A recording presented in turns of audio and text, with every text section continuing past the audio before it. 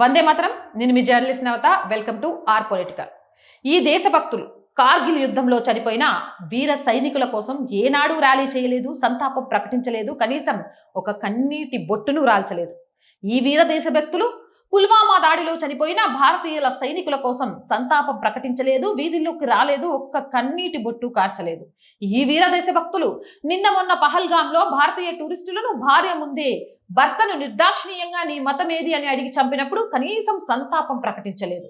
ఎక్కడ ఎటువంటి నిరసనలను వ్యక్తం చేయలేదు. ఈ దేశంలో ఈ దేశభక్తులను మనం ఇంకా ఎందుకు భరించాలి?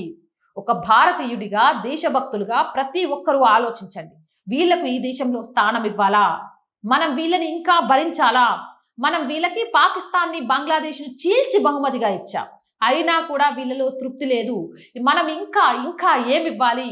ఇలాంటి వాళ్ళకు ఇంకా భారతదేశంలో స్థానం కల్పించి మన గొయ్యి మనమే తవ్వుకోవాలా? ఇలాంటి వారిని భారత్ నుంచి తరిమి కొట్టాలా? మీరే కామెంట్ సెక్షన్ లో తెలియజేయండి.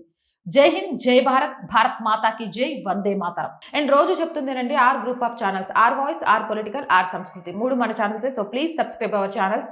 కంటెంట్ బాగుంది అనిపిస్తే లైక్ చేయండి, షేర్ చేయండి. ఆర్థికంగా సపోర్ట్ చేయాలి అనుకుంటే సబ్స్క్రిప్షన్ పక్కనే జాయిన్ అనే బటన్ ఉంటుంది. 1 to 5 లెవెల్స్ ఉంటాయి. ఏదో ఒక లెవెల్లో సపోర్ట్ చేయండి. లేదా స్క్రీన్ మీద గూగుల్ పే, ఫోన్ పేతో పాటు అకౌంట్ డీటెయిల్స్ ఉంటాయి. మీకు తోచిన సహాయాన్ని అందించవచ్చు.